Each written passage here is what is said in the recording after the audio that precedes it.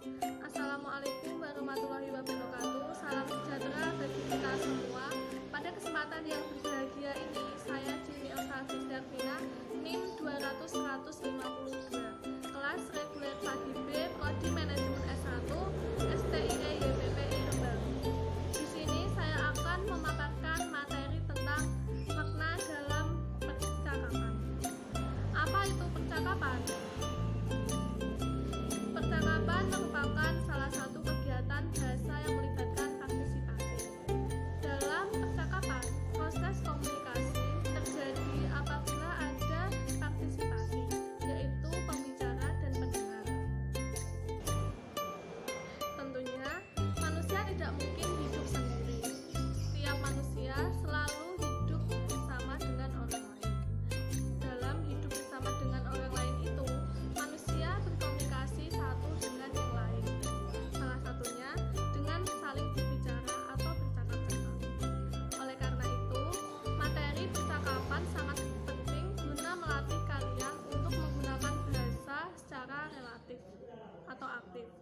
Selain itu, dalam percakapan kalian juga belajar untuk berani berbicara dan mengutarakan gagasan baik secara runtut dan menyampaikan.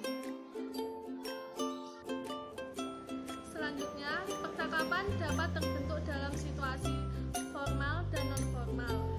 Percakapan dalam situasi formal biasanya menggunakan bahasa resmi, sedangkan percakapan dalam situasi non-formal biasanya menggunakan ragam bahasa santai.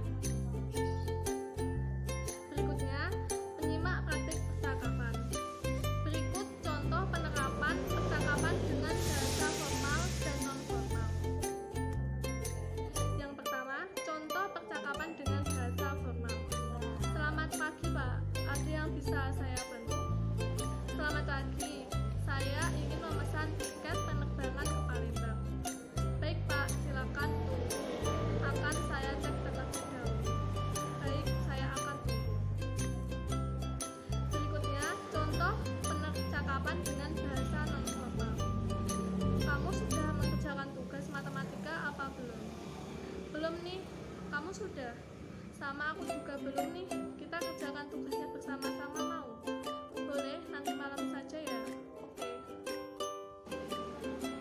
Waktu bercakap-cakap, kita perlu memperhatikan etiket atau sopan santun berbicara.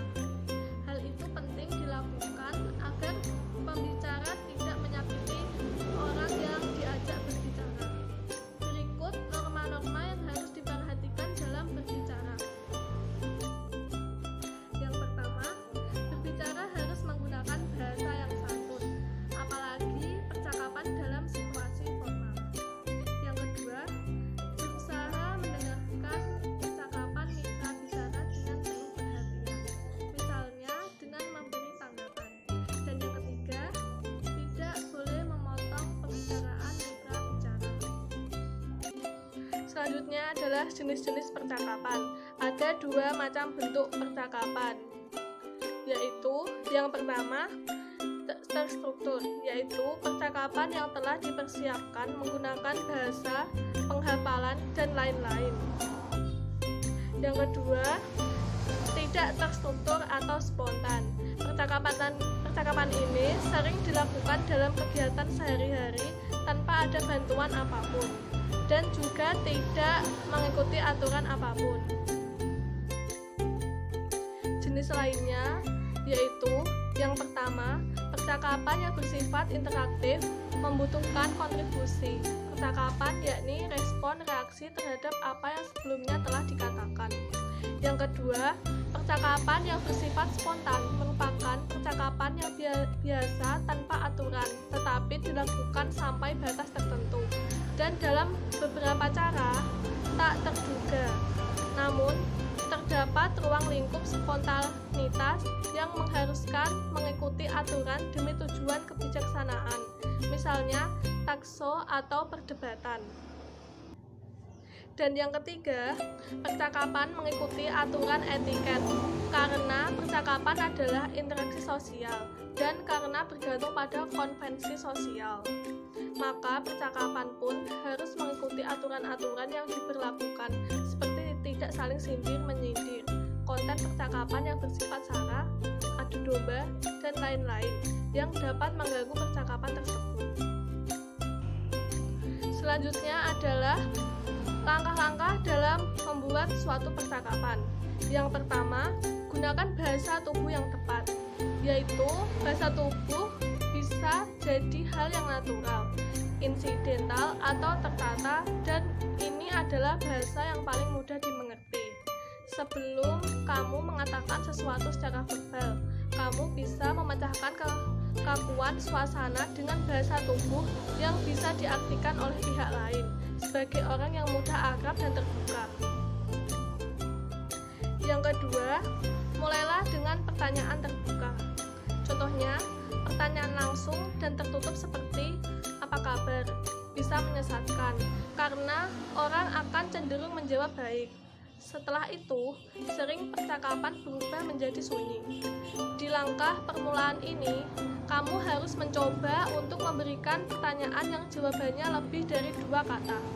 Misalnya, apa hal terbaik dari akhir pekan kemarin ketimbang bagaimana akhir pekannya seru, atau bagaimana pengalaman bekerja di perusahaan ini ketimbang sudah berapa lama bekerja di sini. Dan yang ketiga, gunakan jawaban mereka kembali. Pendongeng yang baik tak sama dengan memulai percakapan yang baik. Pendongeng memonopoli percakapan, hasilnya bisa baik atau buruk. Sementara ahli percakapan akan mendengarkan atau bertanya hal-hal yang tepat ketika terdapat kesempatan. Dan yang keempat, berikan kontrol percakapan kepada lawan bicara, yaitu ketika memulai pembicaraan, kamu dianggap penyetir atau mengontrol pembicaraan tanpa terlihat terlalu bersemangat. Hingga titik ini, kamu harus sudah menempatkan si lawan bicara sebagai pembicara utama dan kamu sebagai pendengar. Keuntungan dari keadaan ini adalah si lawan bicara akan mengingat pembicaraan sebagai percakapan yang menyenangkan bersama kamu. Kesimpulan dari materi ini adalah percakapan memiliki fungsi yang sama, yaitu sebagai alat komunikasi yang sangat penting antara individu yang digunakan dalam kehidupan sehari-hari. Namun, kita juga harus memiliki pengetahuan penggunaannya pada situasi ataupun kondisi tertentu. Sekian pemaparan materi dari saya. Apabila ada kesalahan kata, mohon dimaafkan. Terima kasih. Wassalamualaikum warahmatullahi wabarakatuh.